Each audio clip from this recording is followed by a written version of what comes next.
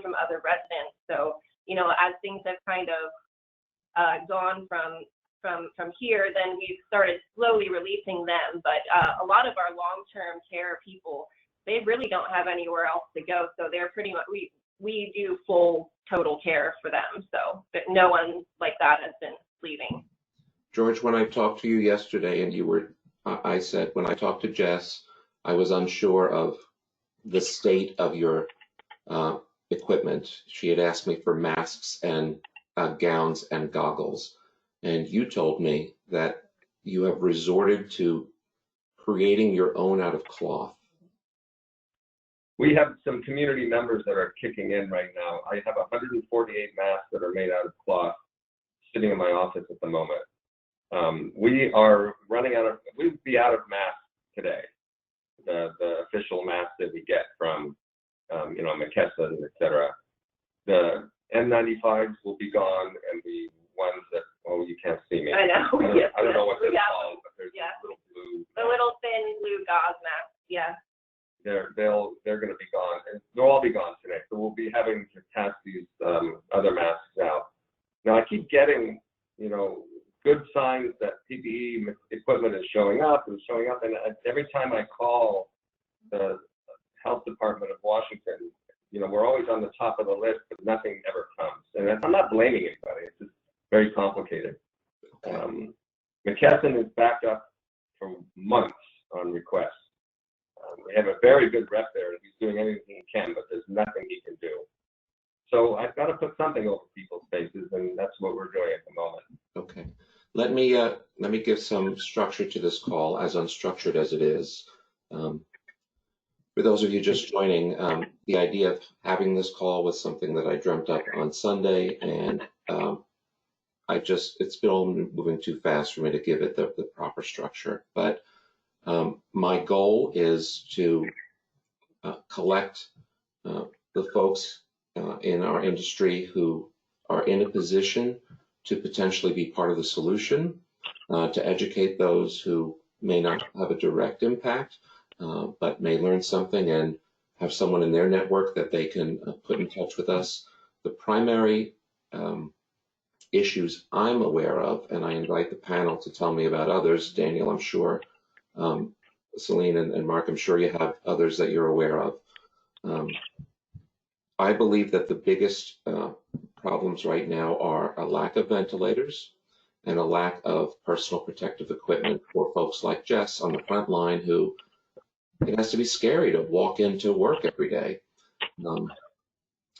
Let me start with Scott, because when Jess called, the first person I called was Scott. Scott, tell the kind folks at home what you do and why I phoned you. So we're in the medical device supply chain. We're supplying a lot of fluid management components, syringes, applicators, and kit components, device manufacturers. Personal protective equipment was not a big category for us. In fact, before this all happened, we were selling some of that stuff to we have another business for cosmetics, so salon supplies, things like that. So we basically, when Joe called me, we didn't have any of that. In fact, when this whole situation arose, we have a partner in China, and they were having a shortage of masks. This was early February. We immediately sent whatever we had over there. So, and we were cleaned out rather rapidly, and of course we can't get supplies now. So that's why, because we're sort of in the same business, but unlike a McKesson, that's not really a main focus of ours. Okay. Let me start by saying that, you know, I hope everyone is following the CDC guidelines, and that we get over this crisis soon. You know, I personally know of people that are in hospital and on respirators, so I wish everyone affected speedy recovery, in addition to all the people, especially in New York, that are now jobless because the service industry has shut down. I mean, this is really a crisis of major proportions. I'll quickly add a point about PPE. I have received a number of unsolicited emails and LinkedIn messages and the like from people that I have never heard of, saying, I have masks and I can sell you 5,000 of them. And I'm thinking on one hand, the very human connection I have to this, my friend Jessica going to work every day without proper equipment. I'm thinking, oh, let me get anything to her. Then the very next email comes in with the same, and I'm in a position where I don't know who to trust. And I suspect that this is not unique to me. I've had a number of people. So Celine and Mark are talking with us today because they're working on a task force about ventilators. And Daniel, frankly, is part of this conversation because he's the smartest guy I know. And he is extremely connected. Well, I don't know a lot of people, Daniel. But let me give you the camera and tell us a bit what you guys are doing at Singularity University. I'm sure you're aware of a number of initiatives that the people on the call may be unaware of and need to be aware of. So Daniel, if you would. Thanks, Joe.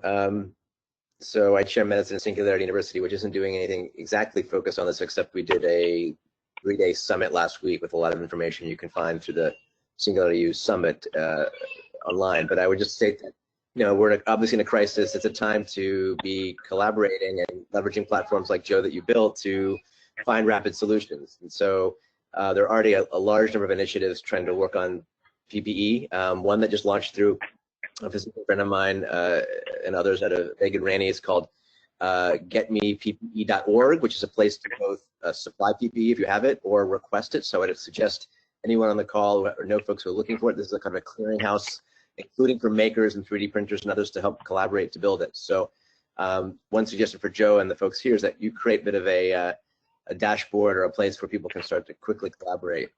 On that front, there's several things coming together. I'm helping lead up a new XPRIZE collaborative pandemic alliance. If you go to covid19.xprize.org, you can start to sign up to join that. Bottom line, it's a time for getting a lot of solutions together quickly. There are already a ton of initiatives in the maker community to make parts for ventilators, printing masks, etc. So it's not about reinventing the wheel, it's catalyzing what's already there. Daniel, thank you for reminding me about the Get PPE. I just shared it as a link for the entire audience, so you can click on that and see. And I'll try to drum up. One takeaway from this call, and be honest, you can build your own sort of dashboard leveraging through the community of resources like that to help quickly connect the dots. I would say otherwise, a lot of it now is also about beyond sort of devices, but data. We can all start to sort of crowdsource our own and our community's information. There is COVID checker and the URLs in a second. We can start to share your condition, whether you're doing well or you're diagnosed or you have symptoms, and start to build those maps around us that will provide situational awareness to each of us individually and to others in the public health arena.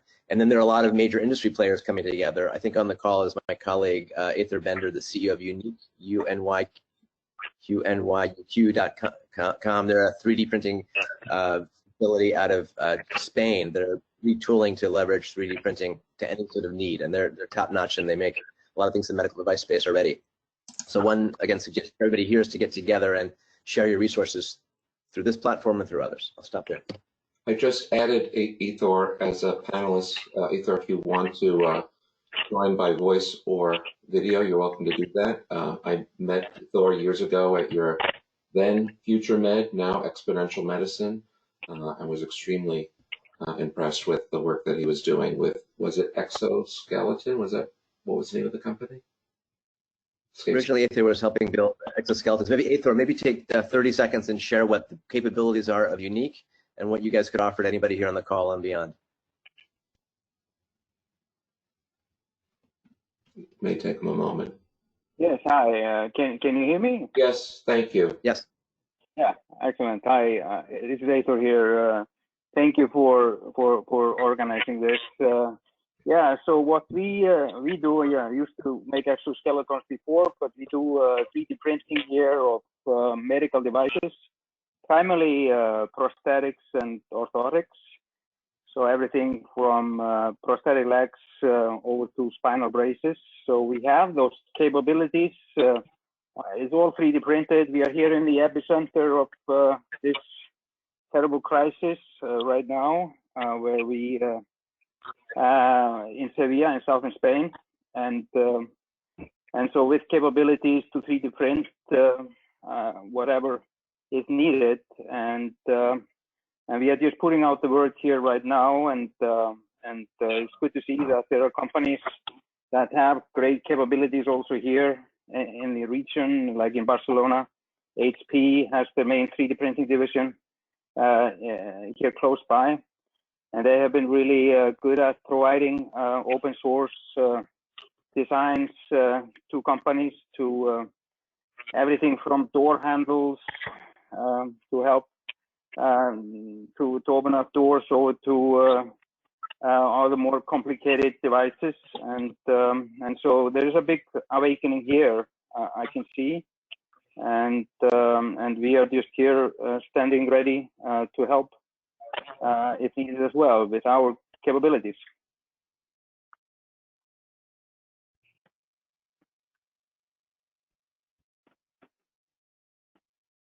Joe, I think you're muted.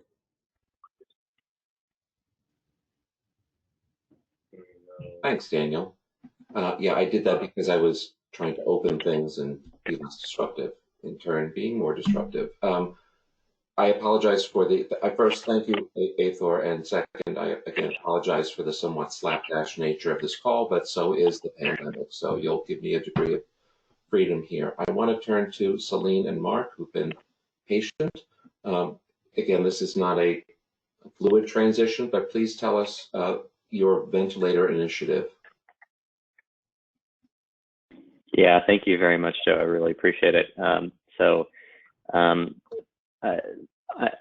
Celine, Andrew, who I think is listening in as well, and I are representing a task force of engineers, doctors, consultants who came together to just see what we could do to help with the crisis. There's shortages of lots of things, PPE, expertise, but ventilators is one thing that keeps popping up as sort of a critical item because it's the functional unit of the ICU. It's basically the thing that keeps people alive when they can't breathe for themselves. And we've seen this just incredibly impressive outpouring of interest from every community to try to alleviate this problem. When Will Bachman at Umbrex and the collection of engineers and consultants that came together to try to solve this problem started thinking through some of these challenges, we decided to focus on the issue of ventilator and ventilator management. I'm happy to talk through this. We also have some slides, as good consultants do, but maybe we can also keep this high level. But just to set the table a bit, Mark, when we started, will help you tell your story. I'll make you a slide presenter, but if we can keep it anecdotal, that's fine too. Up to you. Well, why don't we kick it over to the slides? I'll try to keep it. I'll try to keep it brief. Okay. But yeah, if you make me the presenter, I'll show you some stuff. All right, perfect. Can you guys see that? Okay. Not just yet, but soon, I'm sure. Let's see.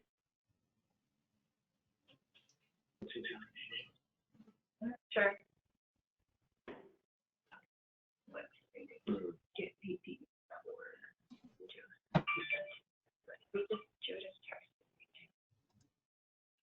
Okay, well, let's go with technical difficulties and while you try to figure that out. Yeah. 1 second. Okay. All right, let's try this. Yeah. And if this doesn't work, then we will just talk through it.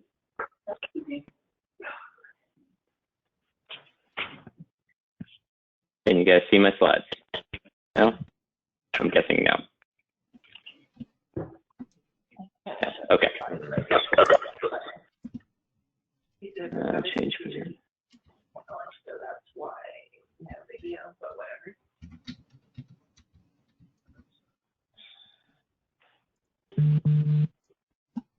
Okay. I'll just go ahead and talk through this one. Yeah. So unless Joe, you can show them, or Celine.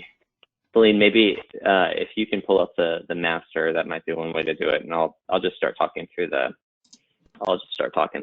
ventilator stuff. So one of the things that there's several ways to solve this problem, right? So we've seen the maker community come together, literally dozens of different efforts to find ways to solve the issues around, say, ventilators by augmenting BiPAP machines, CPAP machines, by creating devices that do bag valve masking for you. That is, you've probably seen on television, like when a patient's really sick and is intubated, you have someone with a big bag and they're sort of breathing for the patient manually. And the maker community is kind of coming together to try to create solutions that allow you to do that. But one of the things that we felt after exploring this for a while is that one thing that a lot of physicians on the front line will start to have to think through is how to use the resources that are at their disposal right now to solve this problem. And what do they have right now? Well, they have ventilators, and they don't quite yet have all these other kinds of solutions yet. So we started looking at the feasibility with several experts of ventilating more than one patient at a time with a single ventilator. And this was a concept that emerged from the emergency medicine community in traumatic situations where you had a surge of patients that came all at once because of maybe a mass shooting, for example. This was used clinically for a short period during the Las Vegas shooting. There was also proof of concept studies with animals, and it seemed to work. Now, we should say that this is an incredibly risky thing to try to do, but in an urgent scenario where you really don't have any other choice, and as Cuomo said, not having a ventilator means letting someone not breathe and essentially die, then physicians may be placed in this position. So there's been several efforts to kind of explore this, and so we've started to discuss with manufacturers, with physicians, ways that this might be done in sort of a scaled way. Thank you. Celine, I'm just seeing a blank screen, so I'm going to fill the slides here. I think I am anyhow. Oops. But not that button which said end webinar for all. Cancel, backs away from computer slowly. Celine, do you have anything to add there? I'll be honest, I was multitasking and I didn't absorb what we on the phone can do to further your ventilator initiative. I have one fella here who's just asking me, I have to find it now, about the number of people who are saying, I want to help with here. Many different companies have volunteered to retool to make ventilators. Does this present a quality and reliability issue, Mark Armstrong? Yeah. So I'll try to grab that one. That is the concern. So on the clinical side, you have a lot of inventive respiratory therapists, intensivists, ED docs who may be pushed to into this position. In anticipation of that, some protocols are starting to emerge on the web, and we're working on putting one together ourselves. We'll be launching a website shortly with a PR push. We're actually looking to do that by the end of the week. But one significant gap that we have is the device community. So setting these machines up in such a way as so that they're safe, reliable, and can be used for extended periods in this way, that's one thing that we really need the medical device community to start giving us some signals on. That would be access to the engineers who have built these machines, and thought partnership in how to set up the ventilators in such a way as to make sure that they're safe. While the clinicians are willing to take on the risk, at least in some locations, we're already seeing that this is happening. I think providing our frontline providers with the kind of coverage that they need, knowing that the devices won't fail, or what's the safest way to provide this, knowing it's a not ideal situation, that's what we need. And to do that, we need access to the engineers. Correct. This part of the conversation just a little. I think what will be most productive at this point is for each of the panelists to go to the chat box and contribute any and all links that you've referred to on this call, ways to join things. I shared the Get PPE one. Daniel, you mentioned the X Prize, the Summit. Mark, your initiative. Scott, if you are aware of any things to contribute. So that'll be important.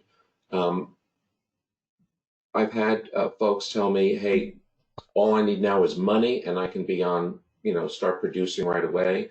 I had one fellow reach out to me last week saying that he's aligned everything and all he needs now is a manufacturer of ventilators to give him permission to manufacture his ventilators.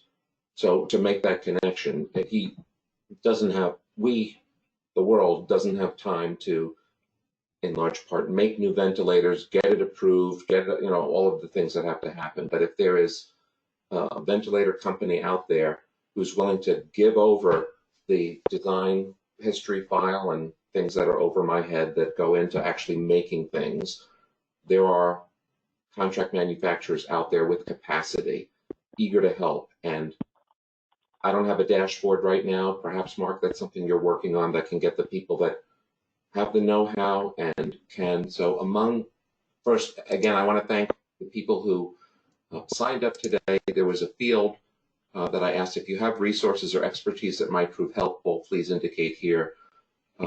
Half of you did so. It's more than I can get right through. One that jumps to me here is Bob Hankins, has 18 years in ventilator design and development. So I can put you in touch with him, and indeed I can make this list available to folks. Kent has a full service product development firm with significant medical device development experience. Michael has access to 300 people, engineering services company with extensive medical and pharma industry experience. Jennifer has masks, PPE, and a link which I will now share, and COVID testing things. I will share that as well. And Robert Benkowski, medical device development and manufacturing of medical and electronics in 1,100 square foot facility.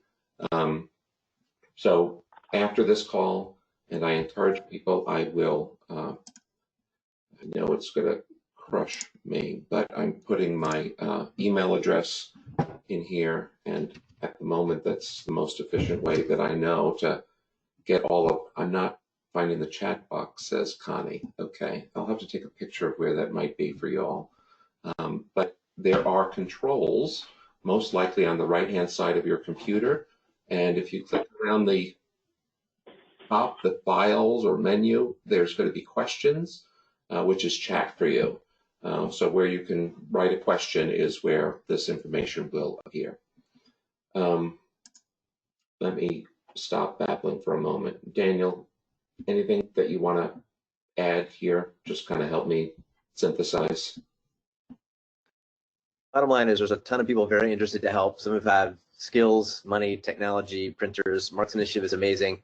You've got this incredible platform here. I would encourage you to build a page or a link or place to take the resources that might be listed in this, from Get PPE to Mark's initiative, the X Prize, and have a home for that to live, and even allow for people to add what they have and what they're looking for. I'll send a link here also to our experiential medicine sort of bulletin board. A lot of people are cross-fertilizing now.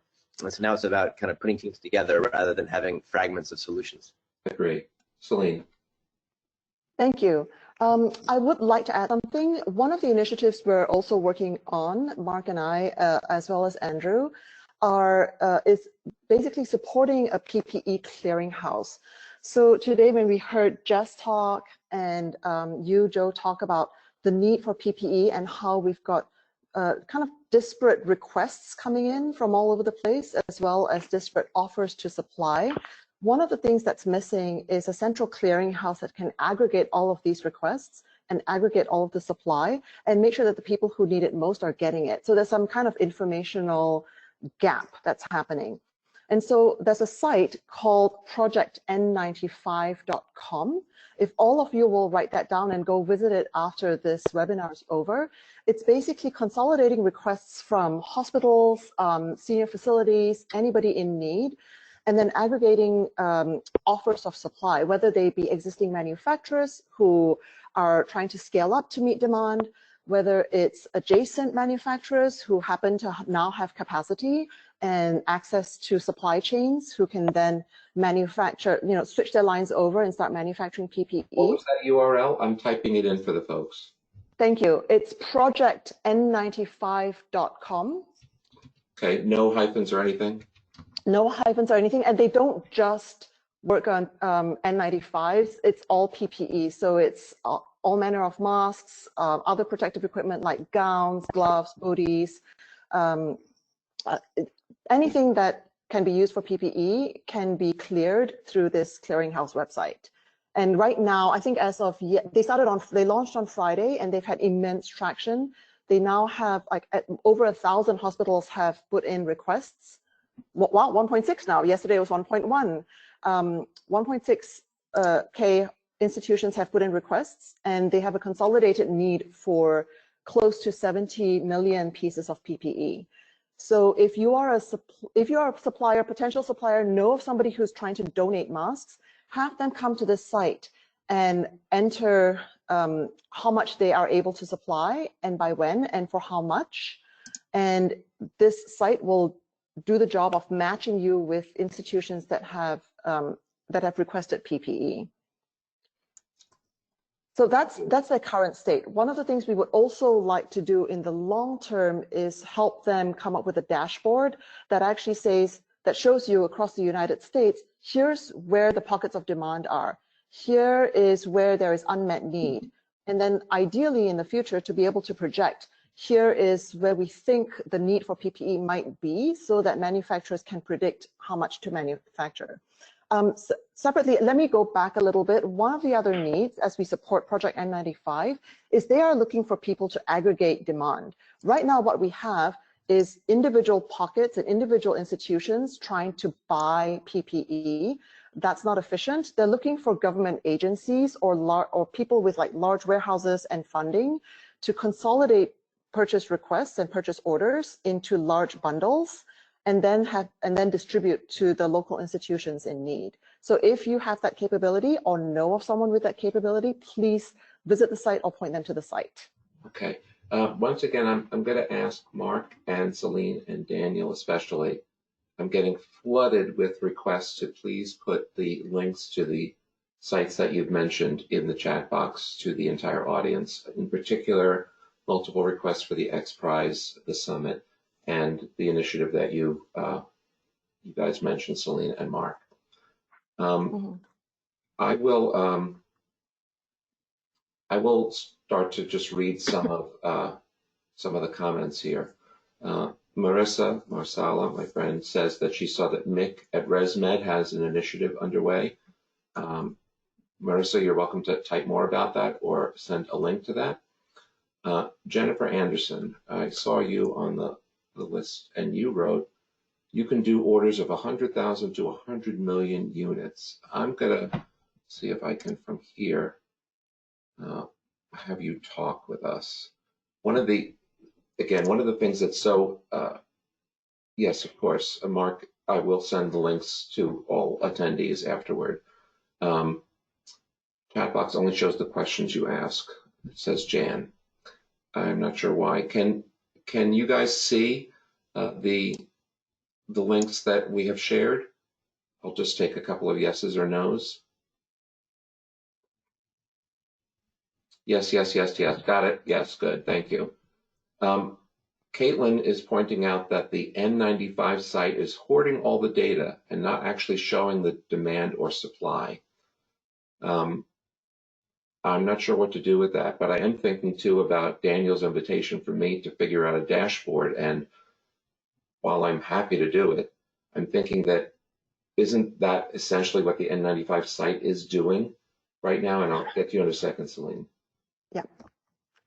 So I'd say that's not just for N95. I'd say for the entire community for different resources. You can organize that dashboard in different ways. Some of it's related to PPE, some may be related to ventilator parts, et cetera. So broadly. Of everyone on the phone, if you've ever created a dashboard like this that we can fast adapt, that'll be a lot better than me trying to start it from scratch. Celine?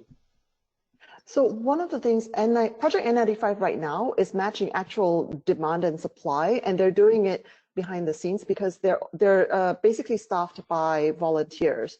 So one of the things we would like to do as a next step for them is provide them with the tech capability, maybe from Silicon Valley, to create those dashboards and expose the data in a searchable format so that people at the local, city, state, and even federal level can see patterns of demand, supply, and mismatch around the country. But that's the next step. I think they started out with minimum viable product first, and then they're going to add features later on. Scott, I have a request for your contact info. If you want to put your LinkedIn profile, and you're all welcome to do this, or your emails, whatever you're willing to share in the box. And Jess and George, come off mute for a moment. And we're showing these get PPE and these places to send in your requests. I have to think, if I were in your shoes, I'd be like, okay, I'll send it in, but I need these now, and I don't know how this works and what's going to happen. Your thoughts being on the front line? George, do you have any thoughts on these websites or anything like that?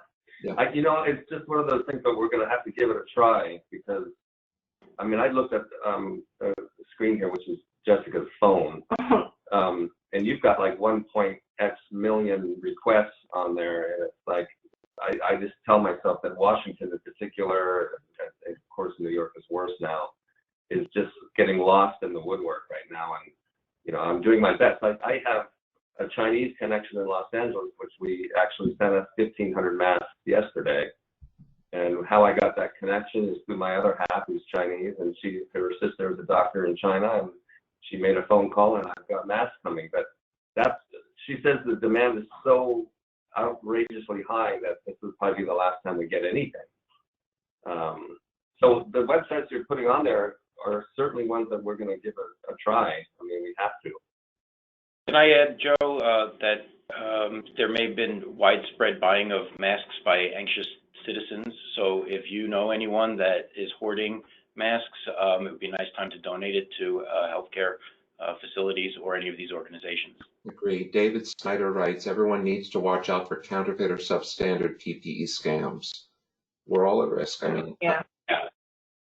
But I think too that it's important for me personally, obviously, that I know that there's a lot of always focus put on hospitals, right? And they are, very important and have a very high need during this time. But also the long-term care facilities. This is something that we've never ever seen before. We're adapting as well as we possibly can and protecting ourselves and our, elderly and immunocompromised as well as we can. But with already having exposure in the building, our best thing we're focusing on right now is preventing further spread and protecting those who are currently, negative and asymptomatic. So that's where our need for PPE is really strong. How George is telling me that you guys are making your own out of cloth. Part of me is thinking, I wonder if it's a substandard. Pardon me? Sorry, yeah, we're just now starting to receive donations of those, and as we are transitioning to maybe thinking we won't be able to get supplies, and that would be our best next option. But obviously, we're going to try all outlets, first. Let me just ping really quick. Just quick kind of timely thing. I just got a text message from a classmate of mine from med school who is a vice chair of emergency medicine at Columbia. I'm in New York right now, and they're officially out of ECMO, which is like the most extreme, so like your heart-lung machine, and they've got no more, and that's like a preeminent center here in New York. It's a leading indicator of, I think, the device shortage that's to come.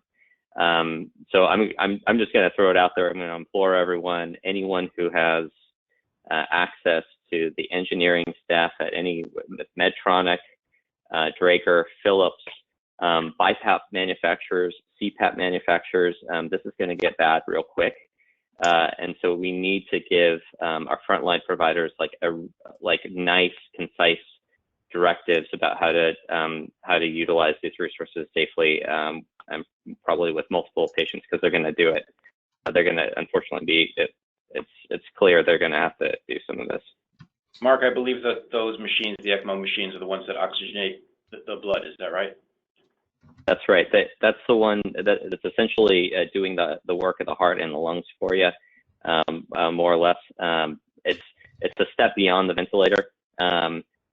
So that's what I mean. It's kind of a leading indicator. There's very few of those ECMO machines.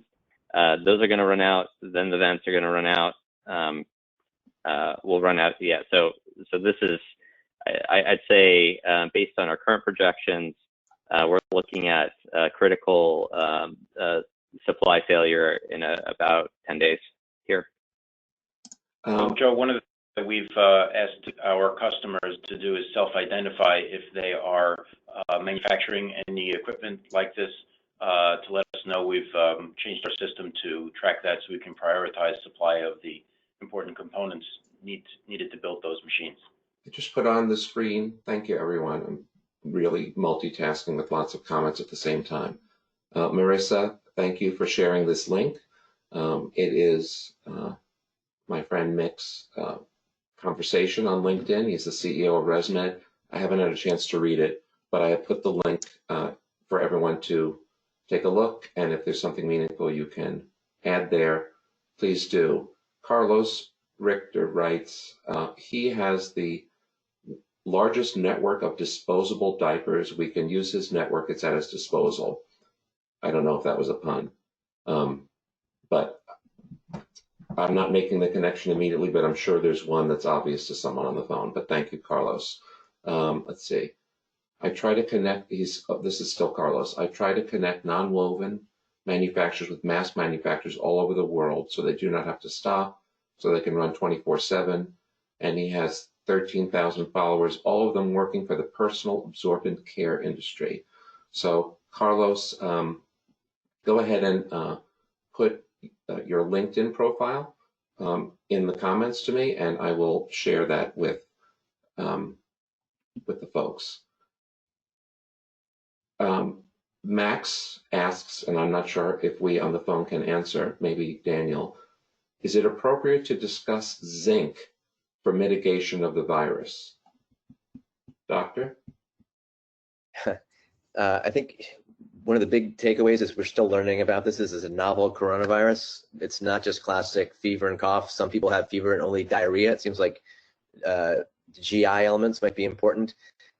Zinc may have some protective qualities, apparently in lozenges, and keeping your throat moist, and may prevent or help ameliorate infections. Probably not as a treatment element. I've already seen there's a lot of misinformation, including from our president, about chloroquine and other elements that are not yet proven. Very, very small trials so far. We're seeing a lot of clinical trial activity.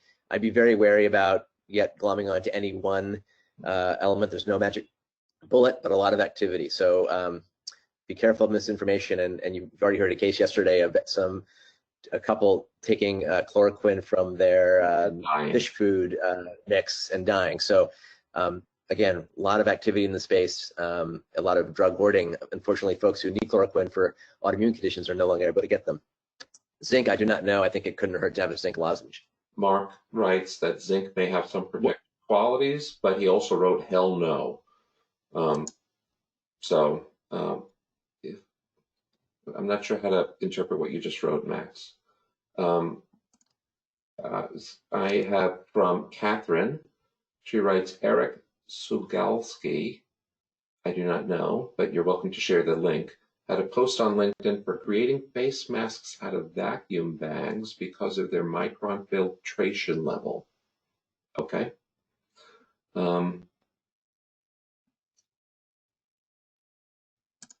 Joe, for those, okay. Marissa adds, for those unable to find the chat box, which disappeared from me once the website came up, click on the red arrow at the top to view the chat box. And also in the bottom of your screen, there's a toolbar that may look like a blue snowflake. You might click on that. Okay. Let's see. Nick writes, I'd like to explore the possibility of refurbing or servicing some stranded vents. The intent would be to get them back in use. If anyone has a warehouse full, please let me know. I've got a CM background and may be able to leverage a 1345 approved facility. Thank you, Nick. I would say for my convenience, folks, if you can, go ahead and share your LinkedIn profile link when you leave these comments so I can easily share them with folks who can take advantage of your offer. David Snyder is in Silicon Valley working with public-private partnership, including FEMA and Department of Defense, has several projects going on around N95 mass production, pandemic ventilator production, room and parts disinfection, sterilization, and COVID-19 testing booths. A lot of stuff there. I'm not sure how to synthesize it all. David, you're welcome to share your LinkedIn profile with us. Here is an open source face shield that can be made with McMaster car parts and a stapler, offers Kent. Okay, I don't really, I'll just share this. I don't know what to make of it, but there you go, folks. Let's see. What's the point of using cloth, Mark asked, I guess, because of the example that I gave for Jess, which they now have shipments, but yesterday they were looking at making some. Is there any benefit considering the size of a virus molecule? Doctor, your thoughts?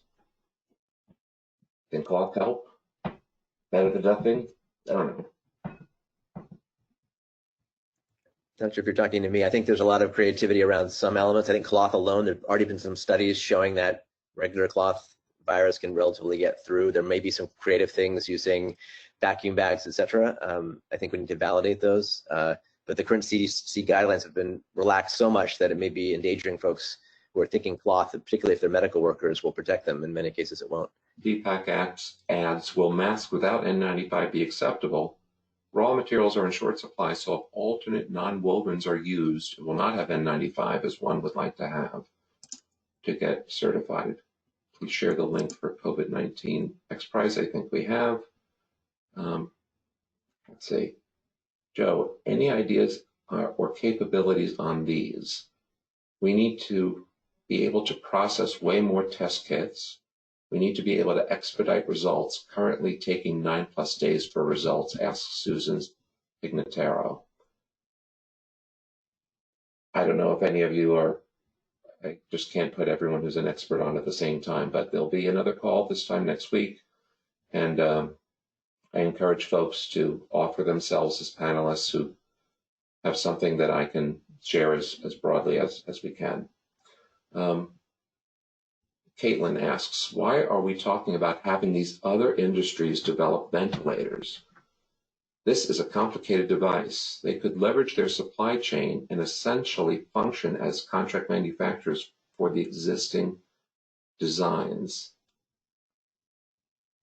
I am confused by that. It is a complicated device. They could leverage their supply chain and function as contract manufacturers. I think that's what they're trying to do. I have a friend at GM, and Mary Bauer just made a big announcement about how they're working with a company. It begins with a V. I don't remember which one it is.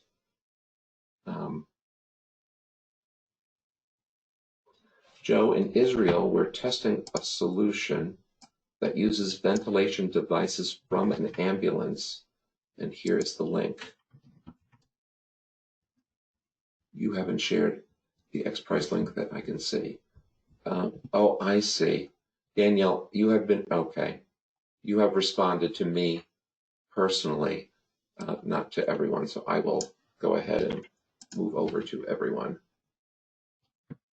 there. Just a quick comment on that. That's a really great point. There are several different kinds of tiers of ventilation strategies.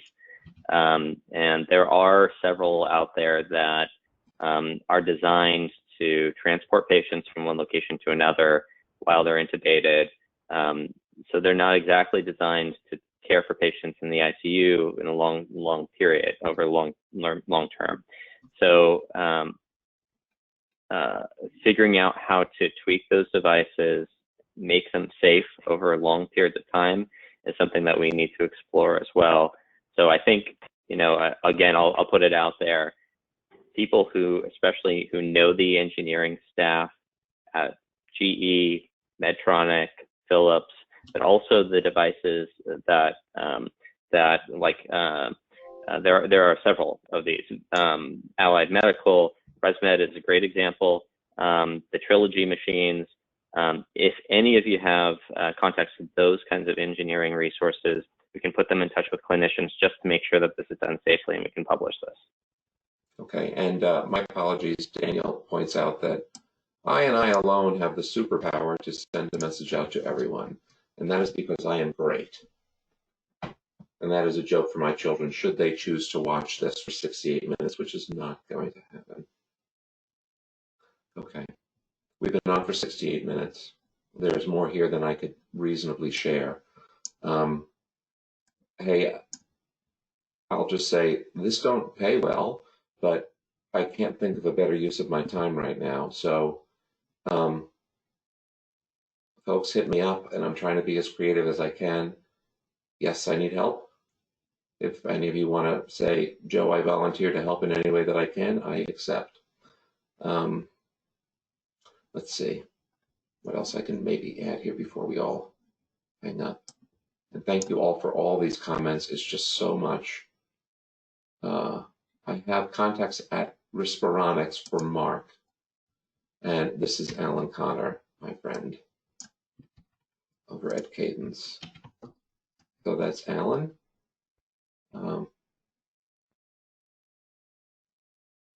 Michelle asks, my friend Michelle Lott asks, what is the good doctor's thoughts on the impact of false positives and false negatives on the pandemic? I have a friend who is getting tested twice because the doctors don't trust the test. Let Mark answer as well. Bottom line, there's still many different tests out there. Some have different specificities and sensitivities. Right now, it's just an issue of access at all. I wouldn't imagine the people getting testing who often aren't symptomatic and shouldn't be forcing the system. Another important testing element just to be aware of is that the current tests for PCR for the actual virus. But one thing that's going to be important to understand are folks who may have recovered, maybe were quite asymptomatic, and looking at their immunoglobulin levels to see immunologically whether they may even have resistance and can go back to work or become the front lines of the healthcare system. So it's not just testing for the acute disease, but folks who may have recovered. We don't yet know how long immunity may last. Will it give you lifelong immunity? May there be mutations? May you need, maybe we need a vaccine every year. Lots of uncertainty here, and many different test platforms. I'll add that my own thought is, excuse me just a second, Mark, but I'm the one who gets to just talk whenever he wants. Forgive me, I talked over you. Go ahead, and I'll stifle myself. Go ahead. No, I was just going to underscore the point. We already have several endemic coronaviruses, but we don't have long-term immunity to those viruses. So if it's sort of a moving target at this point. With respect to that particular question, there's several different platforms being used at the moment for testing, for PCR testing, with differences in their specificity and sensitivity. So the take-home message is that it's really about your symptoms. If you are highly likely to have COVID, like you have the symptoms, then you need to get tested if you can. If you don't, then stay home. Yeah, it's also fluid. There are no perfect answers. I, for myself, am somewhat, please don't interpret this as Joe is against tests. Joe is not against tests, but I think to myself that this is like an ECG versus a cardiac stress test or a Holter monitor. Yes, I can go in right now and get a test. And on my way home, I can get it. So what have I learned? I mean, yes, in that point in time, I don't have it, but so does that mean, oh, I can go out in public? No, it does not. I get the importance, if we find out, yes, you do, now go to this isolation unit, great. But for all of the falses, I'm afraid that the public's takeaway is, I'm going out. So I just copy pasted a comment that was quite long and perhaps helpful from John LaBarge. I know people at Ethicon, J&J, that use positive pressure systems to inflate the abdomen using laparoscopic surgery. These systems may be utilized to pump oxygen-rich air to the lungs if necessary. This would be considered off-label use of a medical device as it was not developed to be used as a ventilator. Considering the state of emergency, FDA may allow a waiver as long as risks are considered and mitigated. Well, that's a pretty big caveat there at the end, but okay. Let's see. I have a contact with PPE who has been calling hospitals in multiple states for the past weeks, but nobody is placing orders. Prices are going up. Any help to get in touch with buyers would be appreciated. So let me ask really anyone on the phone, all of my panelists can give me their perspective on this. And let me personalize it. Joe Hage will get 6 to 10 invitations today from people he does not know saying, I have masks. What should I do? Should I just publish it somewhere and say, hey, everybody, these strangers said they have masks. I can't vouch for them. I don't even know what the right price for, what the pre-pandemic price for a mask is. I don't know. So when you tell me they're $5 a piece, I'm like, is that a fortune or, so how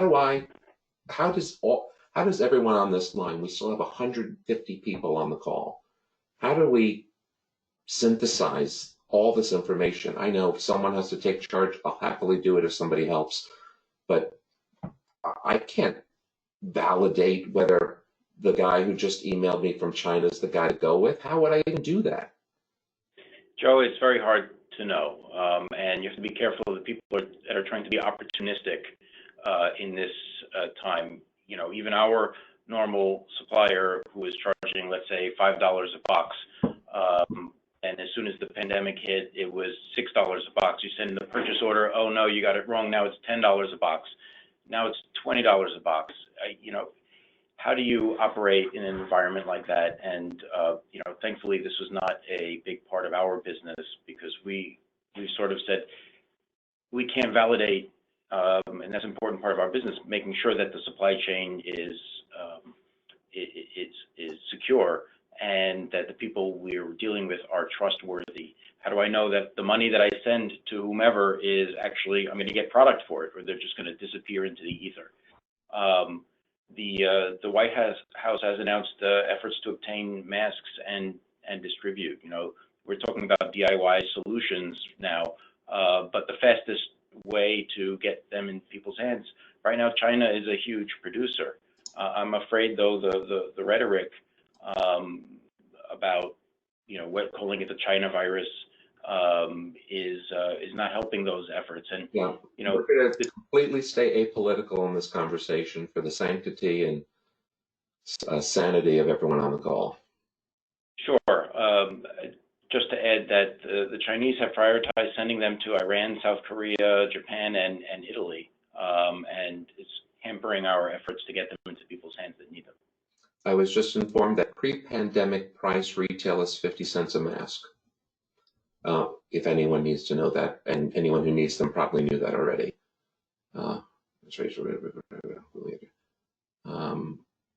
Laparoscopic insufflation devices are a bad idea for ventilation devices, offers Mark. Perhaps you could just connect people in need with those who offer masks and bow out politely, adds Gregory. Then my friend Eddie says, testing and periodic retesting needs to be combined with behavior change, increased hand washing, which is what's needed to stop the spread. Okay. I'm getting. I can't help my. Go ahead. Oh, not to interrupt, but I can't help myself with a little bit additional late-breaking news. Cuomo just, this is quote, he said New York is scouring the globe for ventilators and has resorted to trying experimental procedures where they split the ventilators between two patients because we, quote, have no alternative, end quote. Needs another 30,000 ventilators. And de Blasio said that by the end of the week or sooner, they'd be completely out of PPE for the entire city of New York. Daniel, did you raise your hand? Yep. No. Sorry, I thought you raised your hand. I'm not sure what a Swiss lathe is or how to use it, but I have just let everyone know that Carl Mail has 200 of them northwest of Chicago. He can run 24/6 and can be 24/7. Somebody smarter than me knows what a lathe is and how that can help.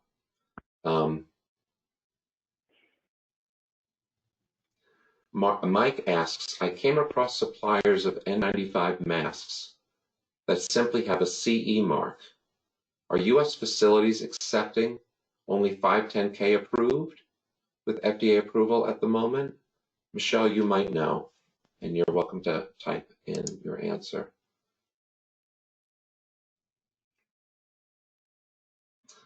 Here is a paper from Peter that is talking about do-it-yourself masks. I cannot tell you much about it. Caitlin Morris writes, FDA has approved use of N95 masks by OSHA and others. She wrote etc. I don't know if that extends to CE. William wants to know if they are using bronchodilators -MDI above my pay grade. Daniel, you probably know what that is. A bronchodilator. Sorry, yes. But what is a lot of folks who have asthma and other conditions need to have their inhalers available, and if they do get COVID or other conditions, everybody should be mindful about having a couple months of their standard prescriptions available. I think some of the insurance companies are now lengthening the number you can have. You don't want to go, if you have asthma or other conditions, you don't want to be running out of inhalers. Okay.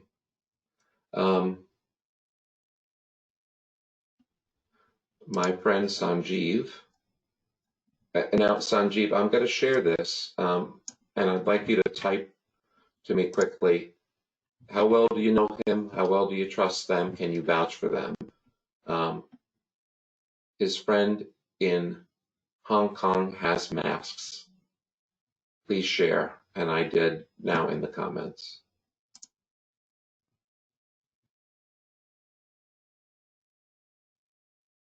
Joe, can I make a comment? Yes, I'm sorry. Split screen here, please. Yeah. So for all of the people who are saying that they either have supplies of masks, have capacity to manufacture masks, know somebody who does, or have access to, have knowledge about suppliers in China who have mask or PPE manufacturing capacity that they're willing to, and they're willing to sell product to the United States, I would encourage them to actually go to Project N95 and enter that information, because behind the scenes there is some vetting of suppliers that's happening. They're also vetting requests as well. So they're doing a little bit of work behind the scenes, behind those forms. That way, you know, us as individuals or even people with slight expertise are not placed in the position of having to decide whether a supplier is a legit one or not. So I would send it to the clearinghouse and let them handle it, because if, you know, somebody comes in and says, you know, we make masks and we've been making masks for these hospitals, they'll be able to provide proof of that, or they're approved for import to the States, they'll be able to provide proof of that. But we should just let the hopper be as big as possible, flood the clearinghouses, and then let the clearinghouses figure out who's a legit seller or not. Okay, and just for my sanity, as serious as this is, let a little regular Joe slip in. Where are you from that you say masks? I'm originally from Malaysia. Okay, well, thank you for being here. Just had to ask. A question for Scott and Daniel. Which materials are sufficient to filter the virus for PPE? I know, these aren't easy questions, or there'd be a paper about it somewhere that everyone could read the answer. I'm not an expert, but certainly the materials that have very small holes that allow you to breathe but don't allow the virus through. They say that the regular surgical masks maybe are not effective for the general population, but they do help the spreaders. So if you're coughing and sneezing, that's going to be caught by the mask and not spread as easily in the wider world. Okay. Here's a link, as I knew she'd come through, from Michelle, from FDA about respirators and masks. What are your thoughts on the use of face shields without masks for those interacting with the public but not doing procedures? So I guess essentially goggles. Anyone? Thoughts? Not everyone has to have an answer. These are just, I'm just reading them out. Oh, okay. Sorry, Caitlin. Not goggles, face shields. I've never worn one, so.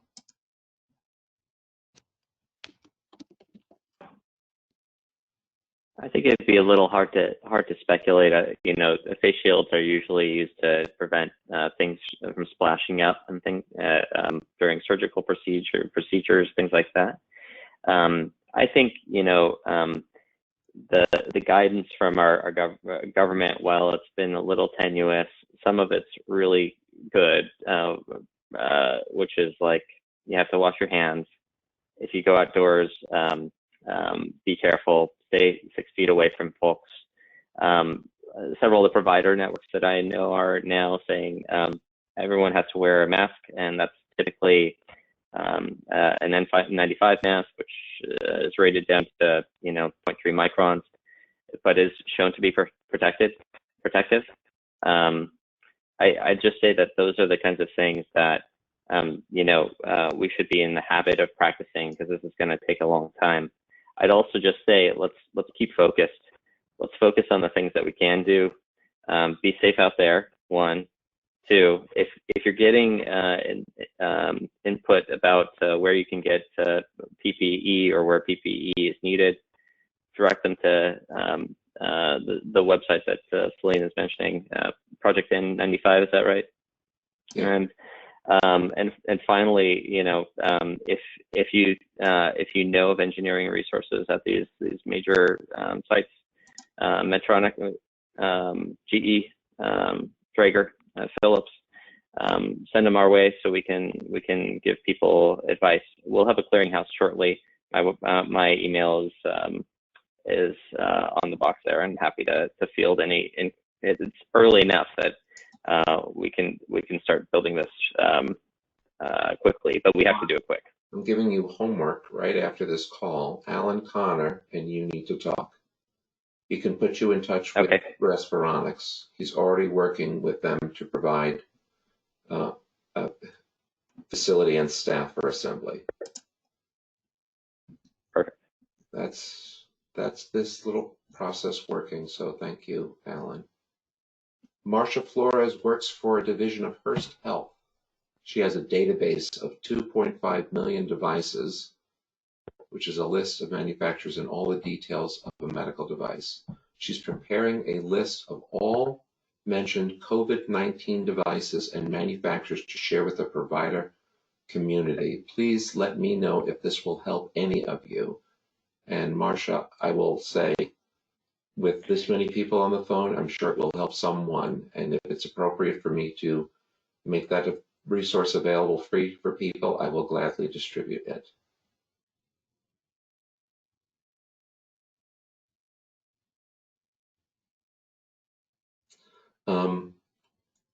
I think we should probably wrap. We're coming up on 90 minutes, and I apologize for folks who wrote things here that I didn't get to.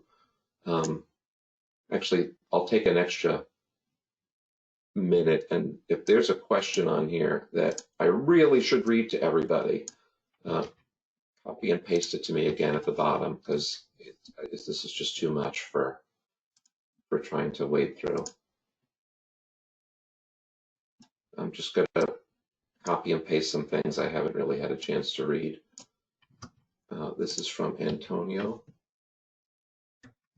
Bartolozzi,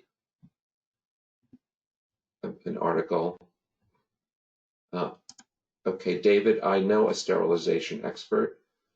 You will want to talk with Jeff Sauter. I'm typing out his name. And he's with, I think the name of the company is Steritech. He's a member of Premium. Anyone on the call who wants to join, I just put a link for MDG Premium. This is not a sales pitch, but this is my network, my nearest network of folks. And here's what that looks like. Let me move this over here. It lets me talk to, and this is the one, everybody at one. It's like a chat box for me. So here's Jeff. He's my sterilization guy. Jan, Michelle, Rob Packard, Nick Anderson. These are my go-to people for lots of things. I lower the price all the way to $19 a month, which is like basically my cost, because I think now more than ever we need community. These kinds of conversations that we're having now, I have weekly with anyone who chooses to join the weekly call. And yes, we're in crisis mode right now, but when things were calmer, we could just have a conversation about, ISO 13485 and what we need to know about it or whatever. Now everything is at a fever pitch. But basically, if I'm online, this is up, and it will get to me faster than any email, any LinkedIn, any Twitter, anything. So I don't know how much I can handle in terms of how many people I can reasonably support as one human, but I'm willing to work with that as best you can. So I shared the link. You're welcome to join. Why don't we just end there on my self-serving commercial? I think that would be best for everyone. Wouldn't you agree? Thank you, panelists, and thank you to the 200 plus people who saw me write something yesterday and jump on a call. I am very grateful for your trust, and I realize, as I wrote yesterday, this is just me off script. I'm off the teleprompter, but I fell into the medical devices group 9 years ago when its founder died. I never planned to be a publisher, editor, community leader type person. And maybe this is everything happens for a reason. And maybe that's why we have this call today. And maybe one life will be saved because we jumped on this call today. So before I get weepy, let's just call this done for today. I'm very available for you. And my very deep gratitude for everyone on this call. See you soon. Thank you, Joe.